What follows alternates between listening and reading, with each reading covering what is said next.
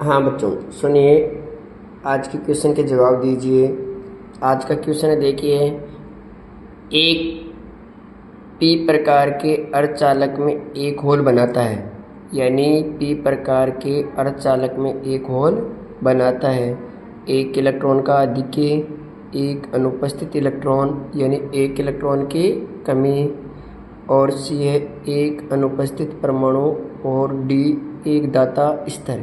तो यानी कहने का मतलब है पी प्रकार के अर्धचालक में एक होल बनाता है कौन? एक अनुपस्थित इलेक्ट्रॉन, यानी जब एक इलेक्ट्रॉन की कमी होगी तो ये क्या बनेगा? होल। दूसरी बात है, पी प्रकार के अर्धचालक में पी प्रकार के अर्धचालक में बहुसंख्यक तथा अल्पसंख्यक आवेश वाहक होते हैं क्रमशः। तो याद रखना, पी प्रकार के अर्धचालक में बहुसंख्यक ज़्यादा क्या होते हैं और अल्पसंख्यक यानी कम क्या होते हैं। ऑप्शन है प्रोटॉन और इलेक्ट्रॉन, बी है इलेक्ट्रॉन तथा प्रोटॉन, सी है इलेक्ट्रॉन तथा होल, और डी है होल तथा इलेक्ट्रॉन।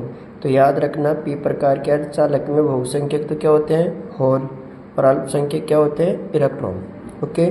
0 केल्विन तापक्रम पर जर्मेनियम, 0 केल्विन तापक्रम पर जर्मेनियम का टुकड़ा अर्धचालक हो जाता है, का टुकड़ा कुचालक हो जाता है, का टुकड़ा सुचालक हो जाता है, की चालकता अधिकतम हो जाती है। तो इसका उत्तर आएगा का टुकड़ा कुचालक हो जाता है।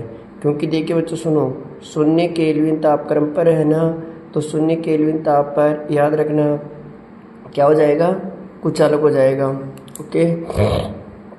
फिर देखिए अपने पास क्वेश्चन है, एक अर्धचालक T1 केल्विन को T2 केल्विन तक ठंडा किया जाता है, तो इसका प्रतिरोध यानी T1 केल्विन से T2 केल्विन तक ठंडा किया जा रहा है, तो इसका मतलब हो गया 0 केल्विन टेम्परेचर।